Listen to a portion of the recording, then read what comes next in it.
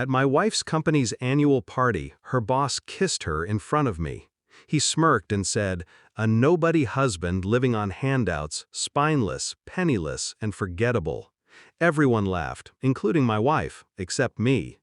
I just smiled and said to the CEO, "If I were you, I'd check my stock price." The moment I said those words, his face turned pale. The moment his lips touched her, the air in the hall turned acidic.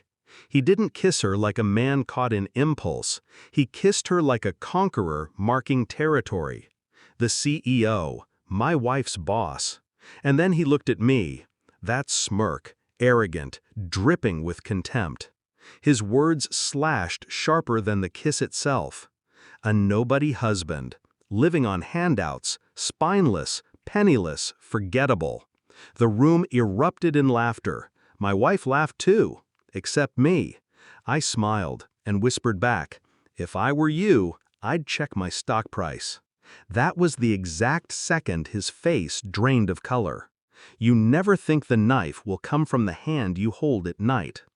We were high school sweethearts. She called me her anchor. I called her my storm. We survived broke apartments, borrowed cars, nights eating ramen. I thought those battles meant something, that loyalty was our foundation. But ambition is a poison disguised as perfume. I noticed her laughter change, not the soft laugh that melted me, but a high-pitched, performative one. I noticed the late nights at the office, the constant praise for her boss like he was some untouchable god. The final crack was a text I wasn't supposed to see. "He doesn't make you feel like a queen. I do. He can't give you the life I can." She hadn't replied, but she hadn't deleted it either. That silence told me everything. I didn't rage. I didn't scream. I let the betrayal sink deep.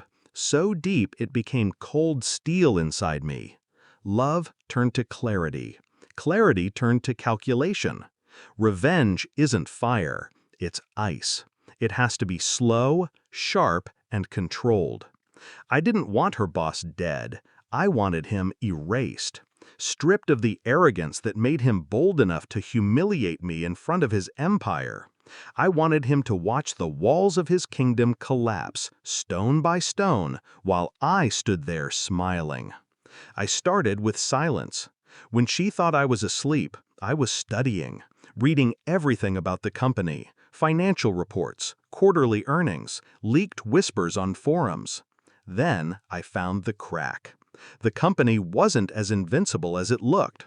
Over-leveraged, too dependent on one acquisition, desperate to hide debts before the annual report.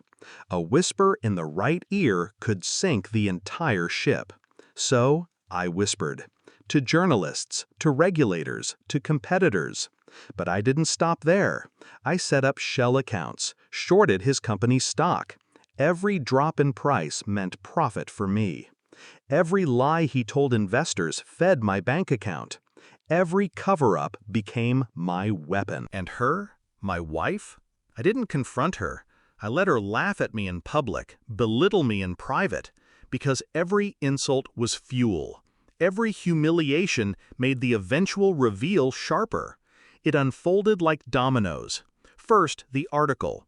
Anonymous insider questions CEO's accounting practices. He called it baseless.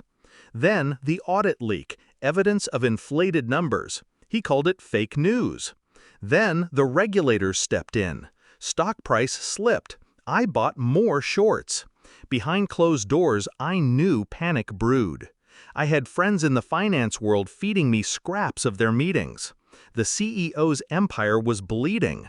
And then came the annual party, their grand parade, the night of champagne, speeches, and false confidence. The perfect stage. I wore my best suit. Not new, not flashy, just sharp, silent. He strutted across the stage like a king, my wife at his side. And then he kissed her in front of me.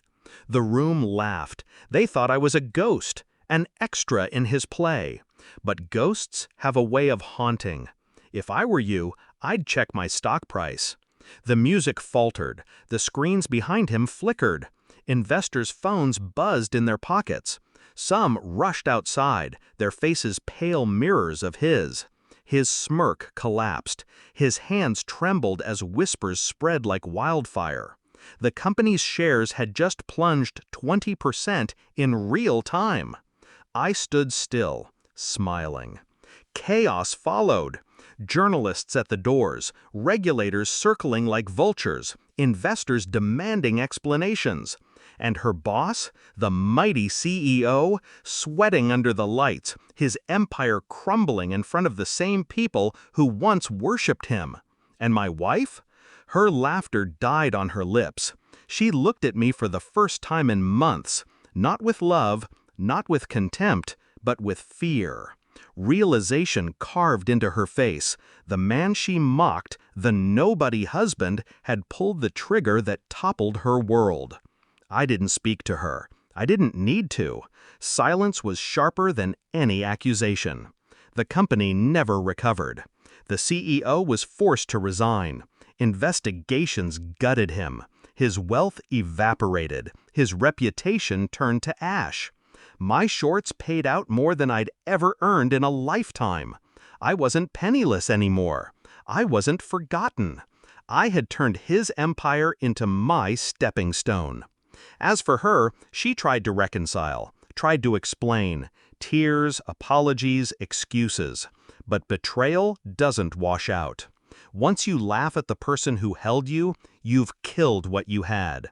I walked away without a word. Revenge isn't about shouting. It's about silence in the right moment. It's about patience, precision. He kissed her in front of me, thinking I was powerless. Now, he wakes up every day stripped of everything that made him smug. And she wakes up alone, remembering the smile I gave her the night her world burned. Justice isn't loud. It's quiet, sharp, final. And that night, it was mine.